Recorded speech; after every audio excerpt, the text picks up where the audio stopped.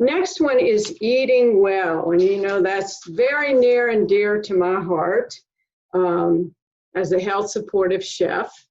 And as you know, my cooking classes are usually a minimum of 3 hours long, so I'm not going to be able to get into a lot of this. And I want to emphasize that what we're doing tonight is shaking hands with, or I guess maybe elbow bumping with the healing practices. I'm just introducing them to you, and you can find out more information on them. But as far as eating well goes, I love what Michael Pollan says. Eat real food, not too much, mostly plants. So real food, not too much, mostly plants. It doesn't have to be entirely plants, but mostly plants. So we're talking a plant-based whole foods diet, and by whole foods, an example would be eating like whole grain brown rice instead of white rice, eating a whole apple with the skin on it as opposed to apple juice. And a Mediterranean diet is pretty easy and accessible and lots of information on it. So that's a good example of a plant-based whole foods diet. Michael Pollan says, eat not too much.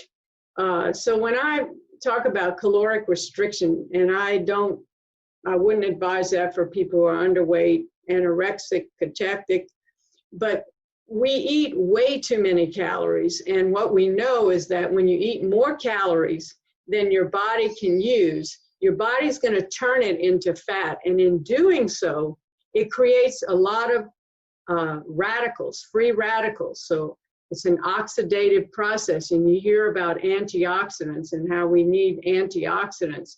So eating too many calories creates this state of these oxygen-free radicals, which can then promote cancer processes and all kinds of illness processes.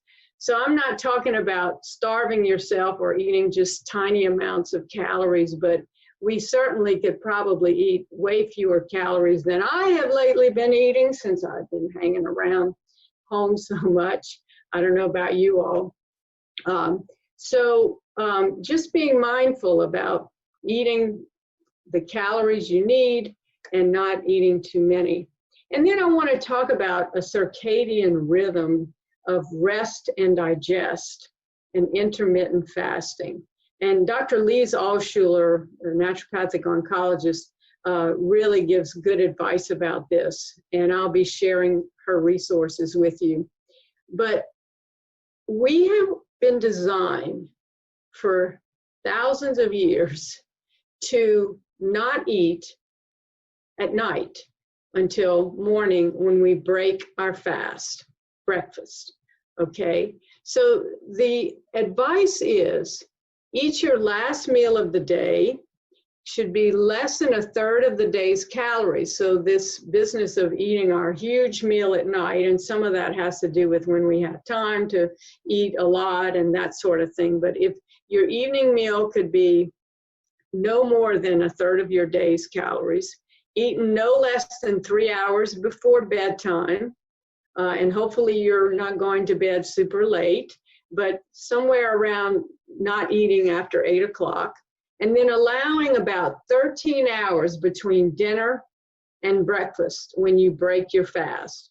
And if you wake up early and you need to wait till 9 to eat, you could maybe meditate, do some yoga, some stretches. I walk my dog, I feed her first, walk her, and then I come back and eat at 9.